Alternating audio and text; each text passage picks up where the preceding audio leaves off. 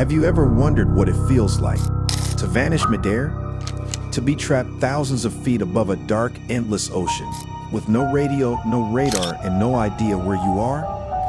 Tonight, we relive the horrifying story of Flight 782, a flight that disappeared between clouds and chaos, where the real nightmare didn't begin in the air, but after the landing. And I warn you, what you're about to hear will make you question every flight you've ever taken. The takeoff, it was supposed to be a routine journey. Global Air Flight 782, a fully booked Boeing 747, departed from Amsterdam International Airport bound for Gran Canaria, a sunny island in the Spanish archipelago.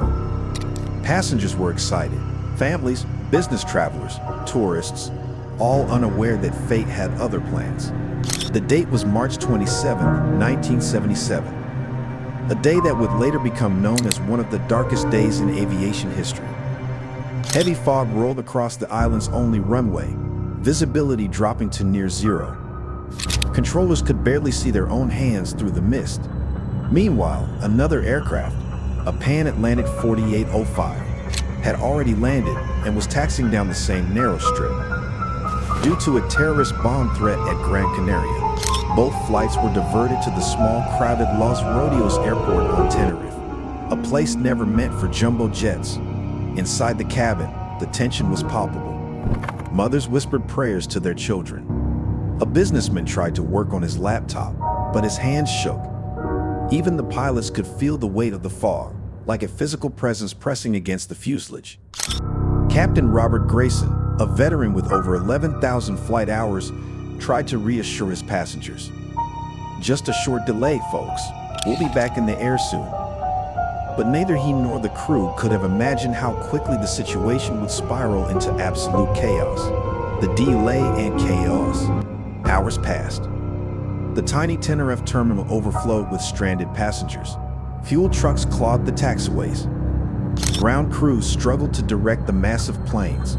By the time Flight 782 was cleared to taxi, the weather had worsened. Fog thick as smoke clung to the ground, visibility dropping to just 300 meters. Passengers stared blankly through the small oval windows. Outside, the world had vanished into a gray void. Children slept in laps, unaware of the impending nightmare. Stewards and stewardesses exchanged tense glances as the roar of other engines and distant horns filled the air. Yet the tower gave permission for takeoff. As Captain Grayson aligned the aircraft on the runway, his co-pilot First Officer McAllister squinted into the gray void. "Can you even see the center line?" "Barely, we'll follow the lights." Those lights would soon vanish into nothing. The radio stayed steady. At the same time, Pan-Atlantic 4805, another jumbo jet, was still taxiing down the runway ahead. But due to radio interference, their transmissions overlapped with those from Flight 782. The control tower issued an instruction: "Stand by for takeoff clearance." But the static made it sound like "cleared for takeoff." Captain Grayson, confident and eager to leave the chaos behind, throttled forward. The engines roared to life, vibrations shaking the cabin. Children clinging to their mothers, the sound of raw power filling every corner of the jet. Through the fog, the cockpit instruments glowed in eerie green. Outside, nothing but gray. The runway seemed endless yet terrifyingly short. Meanwhile, the other 747 was still trying to maneuver. Each pilot trusted the invisible instructions from air traffic control, but miscommunication had already set the stage for disaster. The collision. At 5:06 p.m., Flight 782 accelerated down the misty runway. Captain Grayson pulled the yoke slightly back, trying to lift off before the runway ended. Through the fog, a massive shape, the tail of another 747, suddenly appeared. For a split second, the two crews locked eyes through the mist, and both realized the truth too late. "Oh God, he's on the runway. Rotate, rotate." Flight 782's nose pitched up violently. Its undercarriage scraped the runway, sparks flying like meteors. The jet lifted just enough, its fuselage tearing through the top of the other plane. The impact split the first aircraft in half. Fuel ignited instantly. A fireball exploded into the fog, lighting up the night sky like a second sun. Passengers screamed as flames raced through the cabin. Metal screamed. Glass shattered. Oxygen masks dangled from ceilings already melting. One stewardess, later found alive, recalled the moment. "I could hear the engines still spinning, but everything else was gone, just fire and screams." Even today, the survivors say they still hear the echo of that fireball, a phantom roar that never leaves your ears. 782’s. One man, a businessman traveling to meet clients, described crawling through burning debris to find the exit. The heat was unbearable. I could see my reflection in the flames. It looked like my skin would melt off. People were screaming, some praying, some silent, some just gone. A young mother told investigators, "I grabbed my baby and ran, but I had to leave my husband behind. He told me to go, he told me to survive. And I did, but I can't forget that scream." Another survivor, a flight attendant, said, "You don't understand. It wasn't just the fire. It was the silence in between, the seconds when you realize the world has stopped around you."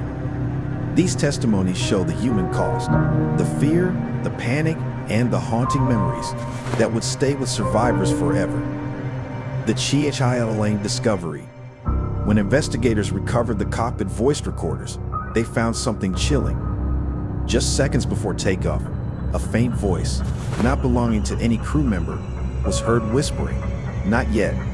The investigators brushed it off as radio interference, but audio experts later confirmed there was no open channel at that moment, no cross-communication, no explanation. And that wasn't all. In the wreckage of Flight 782, rescuers found one unburned passenger seat, its seatbelt fastened, its cushion untouched. Beneath it was a small notebook belonging to a woman named Elena Cruz, a Spanish nurse traveling home from Amsterdam. Her final entry read, "The man beside me says the storm won't let us go. He said, we are not supposed to leave yet." That man's name was never found on the manifest. Aviation lessons learned. The Tenerife disaster forced aviation authorities to rethink communication protocols. Runway layoffs were redesigned. Radio procedures were overhauled. Fog protocols were strictly implemented. Pilots now use ground radar to detect other planes in low visibility. Cockpit communications were standardized. And yet, even today, pilots report phantom voices during emergencies. A chilling reminder of Flight 782. Some experts argue that this disaster was 100% preventable if just one pilot had waited, if the tower had rechecked the instructions, if the fog had lifted for one more minute. Legacy of fear. Today, Tenerife stands as a monument to human error, miscommunication, and fate. It's a place where aviation history met sheer horror.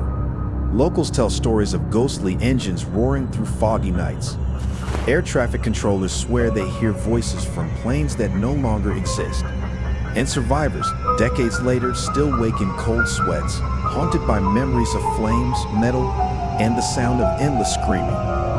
The sky above Tenerife whispers even now, "Not yet." Flight 782 is terrifying, not because of a storm or a fog or a mechanical error. It's terrifying because it was a perfect storm of human mistakes. If 1 second had been different, if one word had been clarified, hundreds of lives would have been spared. But the universe doesn't care for what-ifs. It moves on, leaving only the echoes behind. If this video gave you chills, hit that subscribe button, ring the bell icon, and join us again for more stories where history meets horror. This is Aviation, signing off, where the sky remembers and the dead never stop flying.